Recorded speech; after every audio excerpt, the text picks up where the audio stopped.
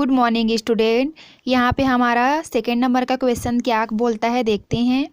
यदि cot theta is equal to 21/20 हो तो साइन थीटा गुणा कॉस थीटा का मान ज्ञात कीजिए। मतलब ये अगर मैं इंग्लिश में कहूँ तो if cot theta is equal to 21/20 then find the value of sine theta into cos theta. ठीक है, तो चलिए हम चलते हैं इसका सॉल्व की ओर। तो सॉल्व में हम क्या करेंगे, देखिए हमें क्या है साइन थीटा और कॉस थीटा का वैल्यू निकालना है। तो इसके लिए हमको साइन थीटा और कॉस थीटा का वैल्यू पता होगा तब तो हम इसमें पुट करके इसका मान ज्ञात करेंगे। तो इसका वैल्यू निकालने के लिए हम क्या करते हैं, हम एक समकोण त्रिभुज बनाते हैं, राइट एंगल बनाते हैं। तो यहाँ पे मैंने एक समकोण त्रिभुज बनाया जिसका नाम मैंने लिख दिया ABC, जहाँ पे B हमारा 90 डिग्री होगा और ये जो C है ये हमारा थीटा कोण होगा। ठीक, तो थीटा कोण के सामने वाला जो भुजा होता है वो होता है हमारा लंब, और ये जो हमारा 90 डिग्री बना है इसके सामने वाला भुजा होता है कर्ण, और जिस पर हमारा 90 डिग्री और थीटा कोण बना होता है वो होता है हमारा बेस यानी आधार। तो देखिए यहाँ पर हमें दिया है कॉट थीटा बराबर दिया है 21/20। तो कॉट थीटा बराबर क्या होता है, लंब बटा आधार होता है, हमको पता है। कॉट थीटा बराबर होता है लंब बटा आधार यानी परपेंडिकुलर अपॉन बेस होता है। तो यहाँ पर लंब के स्थान पे दिया है 21 और आधार के जगह पे क्या दिया है 20, यानी लंब का वैल्यू हमको मिल गया 21 और बेस का वैल्यू कितना मिल गया हमको, आधार का वैल्यू 20। तो इन मानों को हम यहाँ पे लिख सकते हैं, ये हमारा लंब है परपेंडिकुलर यानी इसको लिख सकते हैं 21, बेस के प्लेस पे इसका वैल्यू हम लिख सकते हैं 20। अब हमको अगर हाइपोटेनस मीन्स कर्ण का अगर वैल्यू मिल जाए तो हम आसानी से साइन थीटा कॉस थीटा का वैल्यू निकाल सकते हैं, है कि नहीं। तो अब इसका वैल्यू निकालने के लिए हम किसका यूज़ करेंगे, पाइथागोरस प्रमेय का यूज़ करेंगे, क्योंकि पाइथागोरस प्रमेय क्या है, इन भुजाओं के बीच में संबंध बताता है। तो पाइथागोरस प्रमेय का यूज़ करके हम इस कर्ण का वैल्यू निकाल सकते हैं। तो चलिए निकालते हैं। तो पाइथागोरस प्रमेय क्या कहता है, वो कहता है कर्ण का स्क्वायर बराबर लंब का स्क्वायर प्लस आधार का स्क्वायर होता है। तो लंब का वैल्यू हमको कितना दिया है 21 स्क्वायर हो गया, बेस का हो गया हमारा 20 का स्क्वायर हो गया। ठीक है, तो 21 का स्क्वायर करेंगे तो क्या होता है हमारा 441 441, और 20 का स्क्वायर करने से क्या होता है हमारा 400। ठीक, तो अब हम इसको क्या करेंगे, ऐड करेंगे, तब हमारा क्या आ जाएगा 841 यानी 841 आ गया हमारा वैल्यू।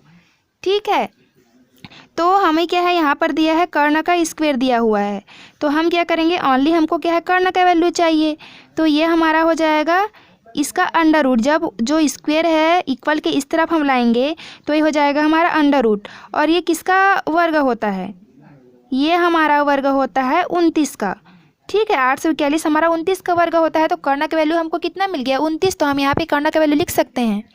अब देखिए हमको बेस का, हाइपोटेनस का और परपेंडिकुलर का तीनों का वैल्यू जब मिल गया तो हम क्या है, ये जो साइन थीटा और कॉस थीटा दिया है इसका वैल्यू हम निकाल सकते हैं। कैसे निकाल सकते हैं, देखिए मैं आप लोग को निकाल के बताती हूँ। जैसे कि मैं आपको यहीं पे निकाल के बता रही हूँ, लेकिन जब आप सॉल्व करोगे तो आप सीधा क्या है, सीधा सॉल्व करोगे। तो मैं यहाँ पे आपको बताती हूँ साइन थीटा का वैल्यू हम कैसे निकालेंगे। Sine theta is equal to होता है लंब अपॉन कर्ण यानी परपेंडिकुलर अपॉन हाइपोटेनस। तो लंब का वैल्यू अभी हमको कितना मिल गया है 21, कर्ण का 21 और ये हमारा मिल गया कितना 29 मिल गया। ठीक है, और कॉस थीटा का वैल्यू हमको क्या मिल जाएगा, कॉस थीटा बराबर क्या होता है, आधार बटा कर्ण होता है। तो आधार का है 20 और कर्ण का है 29, ये हो गया 29। अब हमको वैल्यू किसका निकालना है, हमें दिया हुआ है sign theta into cos theta का वैल्यू निकालना है, तो हम यहाँ पे क्या करेंगे, इन दोनों का मल्टी कर देंगे। मतलब साइन थीटा गुणा cos theta is equal to हमारा हो जाएगा 21/29 मल्टी 20/29, इतना हो जाएगा।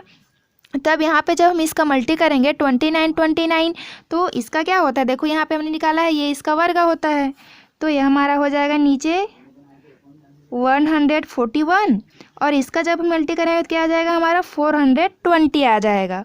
ठीक है, तो ये हमारा क्या है, इसका वैल्यू निकल गया, यही हमारा होगा आंसर। यानी sine theta multi cos theta is equal to क्या हो गया 420/841। तो इस तरीके से हमने इसका वैल्यू निकाल लिया। अब हम चलते हैं तीसरे नंबर के क्वेश्चन में। तीसरे नंबर के क्वेश्चन में हमारा दिया हुआ है, यदि cos a is equal to 4/5 हो तो cot a minus sine a upon 2 tan a का मान ज्ञात कीजिए। यानी cos a का वैल्यू हमको दिया है 4/5, हमको क्या करना है, cot का वैल्यू, साइन का वैल्यू और tan का वैल्यू निकालना है। तो इनका वैल्यू हम कैसे निकालेंगे, चलिए देखते हैं। हल,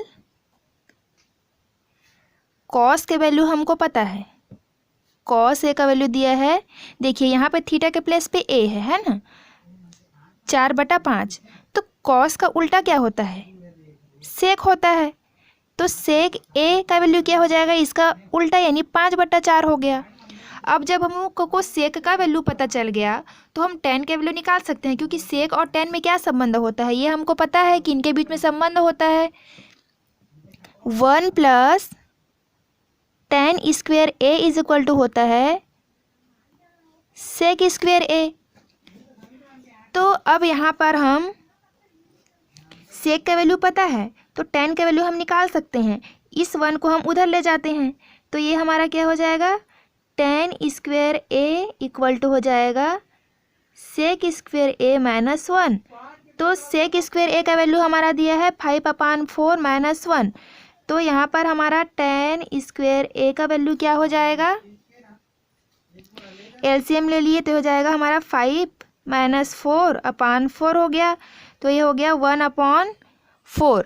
ठीक है, यहाँ पर हमारा क्या है, tan का जो मान है, एक मिनट यहाँ पे देखिए हमने मिस्टेक किया, यहाँ पर क्या दिया है, sec स्क्वायर a दिया हुआ है, तो इसका यहाँ पर स्क्वायर होगा, तो इस तरीके से हमारा 25 हो जाएगा और ये हमारा 16 हो जाएगा।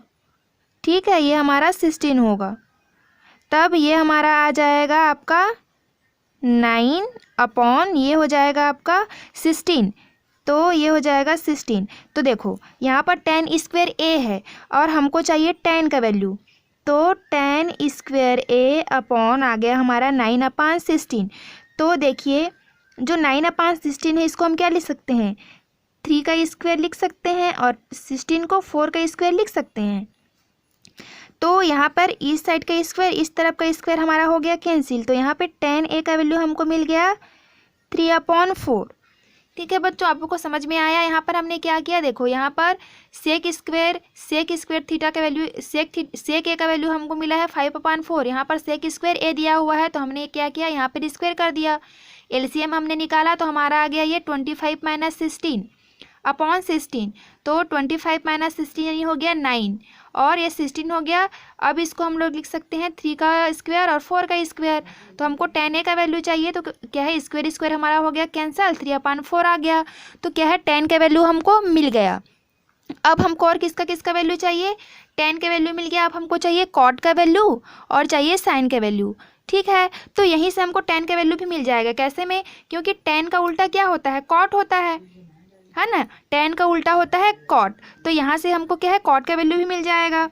तो cot का वैल्यू यहाँ पे क्या होगा, मैं यहाँ पे लिख के बता रही हूँ आप लोग को, tan का वैल्यू जब इतना है तो cot का वैल्यू क्या हो जाएगा, इसका tan का जस्ट अपोजिट हो जाएगा, तो 4/3 हो गया हमारा cot का वैल्यू।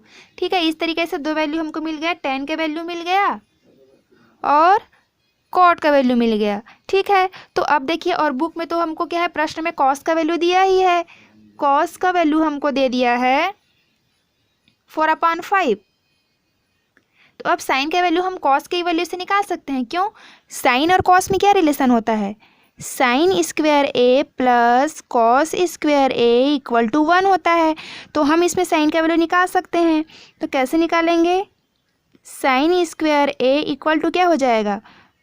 कॉस स्क्वायर ए, ये हो जाएगा हमारा 1 माइनस कॉस स्क्वायर ए हो जाएगा। ठीक है, क्या हो जाएगा? Sine square A is equal to हो जाएगा 1 माइनस कॉस स्क्वायर ए। तो यहाँ पर हम साइन का वैल्यू निकाल सकते हैं। यहाँ पे 1 माइनस कॉस ए का वैल्यू है हमको 4/5 दिया है, तो इससे यहाँ पे हम स्क्वायर कर देंगे, तो 4 का स्क्वायर 5 का स्क्वायर। अब हम एलसीएम निकालेंगे तो हमारा क्या आ जाएगा? ये आपका आ जाएगा 25, ये आपका आ जाएगा 16। तो यहाँ पे हो जाएगा, मैं डायरेक्टली इसको लिख दे रही हूँ, जैसे ये 16 है, ये 25 है, तो यहाँ पे क्या हो जाएगा? 25 माइनस 16/25, तो ये आपका आ जाएगा 9/25 आ जाएगा। तो sine square A equal to 9 को मैं लिख सकती हूँ 3 का स्क्वायर और 25 को लिख सकती हूँ 5 का स्क्वायर। तो स्क्वायर स्क्वायर हो गया कैंसल। साइन ए का वैल्यू हमको मिल गया 3/5 मिल गया। अब देखिए तीनों वैल्यू हमको मिल गए, कॉट का वैल्यू और टेन का वैल्यू और साइन का वैल्यू। अब हम इन मानों को क्या है, जो हमारा समीकरण यहाँ पे दिया हुआ है, इसमें हम पुट करते हैं। यहाँ पर हमारा देखो टेन ए का वैल्यू निकल गया 3/4, साइन ए का वैल्यू निकल गया 3/5, कॉट ए का वैल्यू निकल गया 4/3। अब हमें जो प्रश्न में ये इक्वेशन दिया था इसका वैल्यू निकालना था, तो हम क्या करेंगे? जितने भी मान हैं इसको यहाँ पे हम पुट करेंगे। तो चलिए रखते हैं। कॉट ए का वैल्यू हमको दिया हुआ है 4/3, ठीक है, 4/3 हो गया। अब है माइनस साइन ए का वैल्यू कितना है? 3/5 है, और 2 इंटू टेन का ए का वैल्यू है 3/4 है। तो चलिए इसको सॉल्व करते हैं हम। तो यहाँ पे क्या होगा? एलसीएम निकलेगा। 3 और 5 का एलसीएम हमारा कितना हो जाएगा? 15 हो जाएगा, और ये हो जाएगा हमारा ऊपर में 20, और ये हो जाएगा हमारा 9 हो जाएगा। अब ये देखिए यहाँ पर ये कैंसिल हो जाएगा, 2 1 जा और 2 2 जा, तो 3/2 आ गया। अब हम क्या करेंगे? 3/2 को ऊपर ले जाते हैं, तो पहले इसको सॉल्व कर लेते हैं। 20 में गया 9, हमारा हो गया 11/15, और ये जब हमारा ऊपर जाएगा तो 2 चला गया ऊपर, 3 आ गया नीचे, तो ये क्या आ जाएगा? 22 आ गया हमारा, और यहाँ पे क्या आ गया? 45 आ गया। तो यही हमारा क्या है? ये इस इक्वेशन का वैल्यू है। तो